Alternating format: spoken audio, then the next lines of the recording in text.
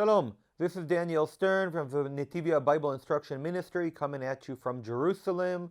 On Tuesday, I made a short video telling you about a news report, an update, that something that was breaking at that time, that the Lebanese president, Netivyah Mikati, had aligned himself with the Hezbollah, has stated that the Lebanese government will not negotiate about their part, their role, their responsibility to uphold UN Resolution 1701, which was a resolution that in South Lebanon, the Hezbollah needed to move north of the Litani River and have a demilitarized zone between them and Israel. He claims is that the Lebanese government, the Hezbollah has the Lebanese government and Lebanese country at their utmost priority, and they're wise and smart and make good decisions,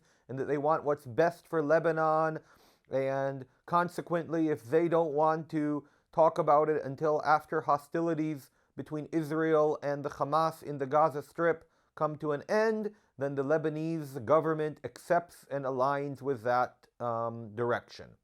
Now, this is because the Biden's special envoy to Lebanon and the Middle East, Amos Hochstein, is here right now trying to cause a political solution to the problem of the Hezbollah and their Radwan special forces who are on the border with Israel. A situation that the Israeli government and army and citizens are not willing to accept anymore. After October 7th, we have woken up, we are wiser, and we cannot accept a terrorist organization that wishes our demise, that has threatened to do exactly what the Hamas did. Not only that, but there are clear indications that part of a larger plan was to have the Hezbollah also invade on October 7th, but due to the Hamas's not sharing the exact date and time of the offense, the Hezbollah missed out and lost the element of surprise, and consequently did not play their part in the bigger picture. In the past, I made videos about that as well, and you can watch those. Maybe we'll bring them up again in the future. Nevertheless, Amos Hochstein, Biden's special envoy to the Middle East, has, in my opinion, proven himself to be a failure, in that he was the one who orchestrated the passing along of gas depots in the Mediterranean from Israel to Lebanon, with the idea that that would secure peace between Israel and Lebanon. That would secure quiet. That would cause security. And this was a conception by some of the left-wing Israeli political and security establishment, which of course has proven to be a complete nonsense, since, as we can see, the Hezbollah is not exactly giving us peace, quiet, and security. So, of course, it's worth noting that this deal was struck with a temporary government during leading up to elections, a government that did not have a majority. But unfortunately, it's quite common in Israel that game-changing events, such as the Oslo Peace Accords and such as the law for the dignity and human rights, which, based on that, the judicial branch of the Israeli political establishment has basically taken over the country and is a dictatorship that can do whatever it wants and strike down any law it wants. That law was passed about 31 against 20, not even a regular majority.